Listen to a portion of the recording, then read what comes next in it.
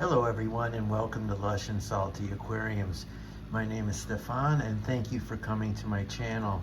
So we're on the lowest rack in my fish room and we're at the lowest tech tank in my fish room. This 5.5 gallon Petco special, bought for the $1 a gallon or 50 cents a gallon, you know, when they have their quarterly sale. And I've been using it to do this sort of kooky, fun, low-tech nature style aquarium. It is very, very easy to maintain, but I do spend a lot of time fiddling with it, and I can talk, and I will talk more about why that is and how much fun it is actually. All the plants in here are either floating or they're epiphytes. So you see a lot of anubias, and very little, if any, of that anubias is actually attached to the dragonstone. It's just sort of placed between the crevices where the dragonstone meets in a simple mountain arrangement. Whoa! How about that? So there's two pieces right there, and they're kind of lodged together. And that's a new formation. I just did that. I had so many iterations in this particular aquarium. At one point it was a Wallstead inspired tank. At another time it was a live bear fry grow out. That lasted 3 weeks because the fry grew out. And now I have some celestial pearl danios or galaxy rasboras. There's the big end of the bunch, that male with the orange fins, and then there's some younger ones in there with them. I did not hatch any of them. I bought a small group from a swap, and they were juveniles, and I had a few adults left over from the past, and now they're a new group. And they're in here, and I hope they're leading their best life. I do mess around with this tank, as I've said, because these epiphytes are basically just residing, resting in place, if you will. I can move around the hardscape and the plants as I see fit. And not too long ago, I was looking at this tank, and the water was kind of cloudy. I couldn't see really through it or any of the organisms. I mean, I saw countless shrimp, of which there are at least 100 in here, maybe more.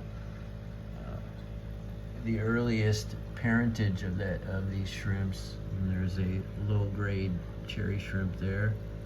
I say low-grade not because I devalue him, but because he's kind of blotchy and probably a F3 or something. You see a lot of Neocaridina that have lost their color altogether. They look as, that's an Amano shrimp, but and so is that, but those brown ones back there are Neocaridina, and it's really hard to tell the difference. And they all will clean algae, of course none as good as the Amano shrimp, but and maybe in some cases not as good as the Otocinclus, but I got them all in here, including a few species of snails, ramshorn, bladder snails. Oh my gosh, that looks like an assassin snail. Don't know how he got in here. That could also be a Malaysian trumpet snail on the glass. And actually that's what I think it is, because I have found some of those in this aquarium and one of my other aquariums. Not my favorite snail. They can get more, your tank can become more overrun by them than any other, and I think they look more alarming in big numbers than any other. I'm not sure why, they just do. And here's a fun fact, or a creepy fact. Their shells are so much harder than all the other snails that if you try to feed them to your certain puffer fish, it just won't work. They have a hard time dealing with a snail shell that hard. But anyway, I've got all the invertebrates in here, probably every species of snail, including mystery snail.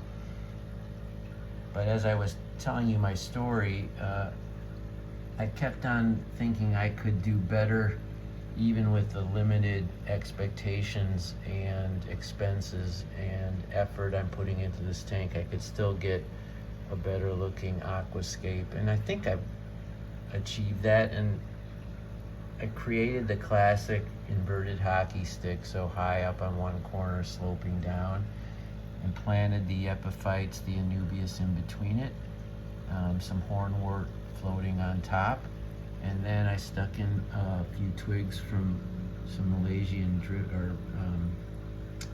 driftwood sticks, the pieces off the, not the main pieces, but the twig portions, and wedged those in between with the same amount of effort as this anubias to create sort of a naive, but if you blink fast, it looks like a pretty cool scape. And then at the bottom, there's no substrate. I shouldn't say that. Of course, there's everything on the bottom is a kind of substrate, but there's no soil or dirt or gravel or sand. Just a ton of mulch, sticks, twigs, decomposing leaves, and botanicals. There you see the biggest denizen of this aquarium, Plecostomus longfin.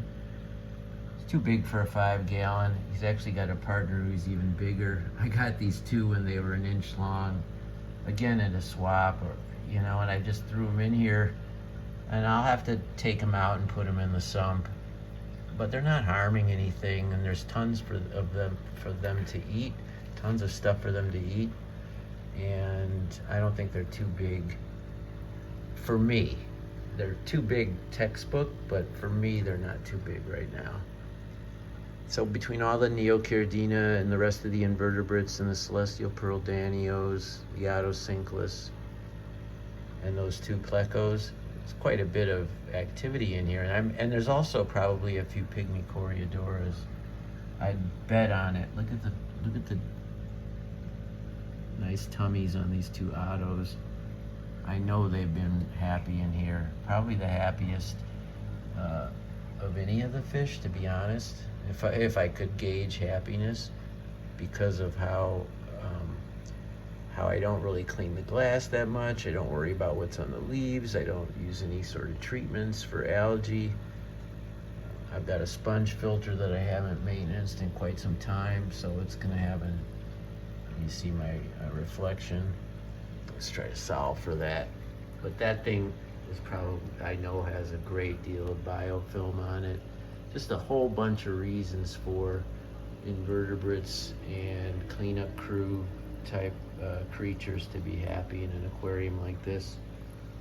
Up above, I've got the prerequisite pothos growing in and out of the tank. And this little $4 plant here in the plastic cup, it's kind of neat. You can frame your tank like a still life. And I mean, it's a little corny, but it works, right? I've got the pothos on top, and to the lower right hand kind of forms a roller coaster from the anubias that's in the tank. Just sort of marries everything together, and that makes me happy. It's pleasing to the eye, and just because this is for a aquascape, a low-tech rimmed $10 aquarium, it's got as many important and beautiful, wonderful God's creatures in this little box than anything else in my entire fish room, and they deserve their best life. And if I'm going to provide that to them, and I learn a ton from this tank, by the way, and part of it has always been a science experiment, just to see what I can learn about multi-generation of shrimps as they breed. When does the wild type morph show up, and the yellows and the reds and the blues dissipate? How can a tank function without a substrate? The role of epiphytes. What are the parameters in this aquarium given I don't use a substrate and have suboptimal filtration? All those things I've had these questions and gotten decent answers, and it just feeds my curiosity. So this aquarium, it is, you know, it's on the lowest shelf, so it's not one that the average passerby is going to even notice. But it's for me. It's my little corner here, and if I want to make a change, it's as easy as moving the rocks and the plants around, pulling rocks out. I could switch all those rocks out, put in Sirius stone instead, do the same thing with the Anubias, and I'd have a completely different looking tank in 20 minutes, and it would be just as cool. I'm convinced of that. I mean, all the tanks that this has been, from the Wallstead to the Fry Grow Out, you know, at their best, at their zenith, they were awesome, and I loved them. But in a small glass box, the ecosystems can start to go wonky real quick. There's just not enough footprint for an aquarium with this much activity, this much life. You don't have a lot of room to make grievous errors. When the good news is, with an aquarium like this, it's really hard to make grievous errors. I mean, between the pothos and the low demand plants, and you know, I mean, it is heated, but it's at room temperature. Celestial Pearl Danios don't need it to be particularly hot. Corridoras don't need it to be particularly hot. Neocaradinas actually prefer it to be cool in many ways. Ottos, but like you can see, they're doing great. And by the way, they've been in here as long as anything else in this tank, or more so than the CPDs. You see the cute tummy on that one. That's how you can tell if you've got a healthy Otto. You want to see a round white belly. And although I have fatter ones in the fish room, those seem to be doing just fine. Their behavior suggests they're doing just fine. But I like this classic non-aquascape aquascape with the sticks there and the hornwort on top and the Anubias and Dragonstone, which I puzzled it together, like plunk, plunk, plunk, throw a bunch of sticks and botanicals, push in some of the most common Anubias barteri, Nana, and called it, right? And like one of those bake-offs. They should have a TV show, reality show, where you have to aquascape in 30 minutes or less. It'd probably be watched by about 300 people around the world, but I'd be one of them.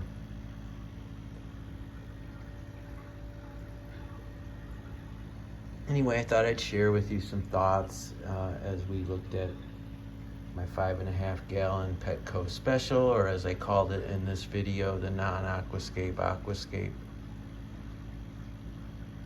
While I always have my hands in this tank, sometimes I let it go for weeks without putting my hands in the aquarium, just top it off. I have that luxury with a system like this, not so with my other aquariums. I foreshadowed my closeout line, always keep your hands in the tank, and so let's end for reals. Ciao for now.